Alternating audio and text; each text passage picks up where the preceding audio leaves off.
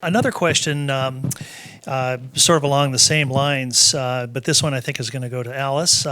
Knowing that outdoor wood and coal hydronic heaters have a much higher emission of PM 2.5, why does the serious SIP delay to ban them in the non-attainment area until 2024? The question continues, they should ban them now, basically. Well, I appreciate the comment. We received comments on our proposals. Obviously, there was a proposal for removal of uncertified devices, hydronic heaters, in the 2020-24 timeframe.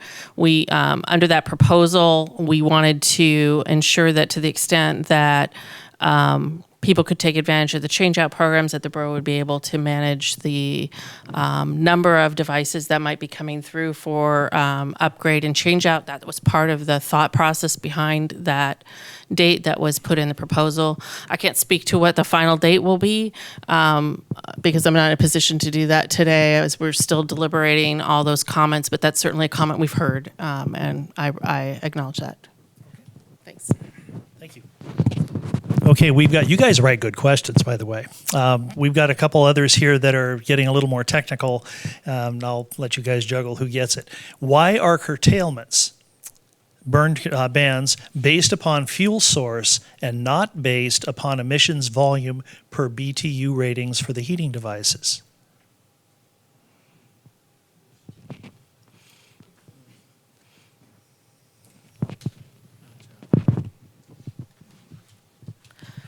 So I think the question, if I'm understanding the question, is when we call an alert, a wood burning ban, then wood devices are required to shut down, or solid fuel devices are required to shut down wood and coal. I think maybe the question is, are all those devices being treated equally? At this point, all the devices are, in essence, being treated somewhat equally. There are differences with some of the state waivers that could be provided for stage alerts, but I'm not sure. I'm not sure the alerts are based on the air quality conditions, and then apply to the suite of heating devices that are out there. So I'm not sure that any particular heating device is being treated that differently, other than through the waiver program, through the stage alerts, which are allowing, I think on stage 1, are allowing some of the cleanest devices to continue to burn. Yeah, I think part of how from the very beginning, when we call the amount of emissions that comes out from a device per hour of use, or the terms you get out of it, it's called emission factor. And when you look at some solid fuel devices that are untreated or not EPA certified, they tend to be some of the ones that produce the highest level of pollution. And so for a unit level of heating that you get from the device, the amount of pollution that comes out is higher. So I don't think the policy is created to differentiate between treat different devices differently, but it ends up being that they're cleaner. I just wanted to add one thing that popped into my head. The other thing that I would point out is that even the cleanest burning devices, if people don't use them properly, can emit a lot of emission. So it's important that, when we are calling curtailments, even, you could have a 2 gram per hour stove, and if you're burning wet wood, or you're not burning it, it's not installed correctly, or there's other problems with it, you could be emitting a lot more emissions than you might expect from a clean burning stove. So that is another aspect of this, is not just obviously what the BTU rating or the grams per hour, the emission factor is for any particular stove. Obviously, we hope that cleaner burning stoves, pellet stoves, are going to perform better in the real world. But there is a real world aspect to this as well, and collectively we don't always know that the best burning stoves are always going to be the best burning stoves. And, another piece, the borough obviously isn't operating a curtailment program anymore. That has fallen to the state after the passage of Proposition 4. But when the borough did run it, when you're looking at things like this, you have to work within the resources that the agency has and also within the framework that's provided by the federal government. And part of it is that these devices are certified on a grams per hour basis. And so the federal government has a certification process that gives us a benchmark to go off of at the state and the borough level.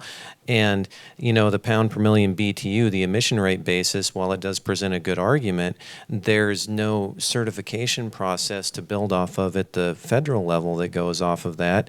And the state and the borough aren't necessarily resourced to go through and develop the certifications that are required to, build a program off of those numbers. And so part of that is, we just have to work with the data and the certification processes that are already existing instead of reinventing the wheel. So when we developed the emission factors and some of the instruments that we tested and developed certifications for are pretty old. And so with wood burning devices, because it's used extensively across the country, not only in Fairbanks in the northeast of the United States, there's areas in Northern California and Oregon that use wood burning devices. They have challenges as well with air quality. Intermountain West areas have challenges with air quality. So we continually look at improving the emission factors, the standards by which that communities have to go by to set what the thresholds are. So a lot of times it is that creates that threshold. It's not supposed to target a population or anything like that, but the use of a device. And if there's better data that says that a certain device is for a certain amount of heat produced, that it's actually now proving to be lower and lower. Take it through the certification process, put it on our list. We'll develop an emission factor for it, and then that becomes part of what is available for states and local agencies. A lot of times, it is a challenge for state and local agencies to develop that process, the certification process. It's a challenge for us, but we've been doing that for a number of years. We have a process by which we do it, and you're free to comment on the process that we have too. I believe this is probably going to be an Alice question. What is the ADEC banking on to achieve a 5% reduction this winter?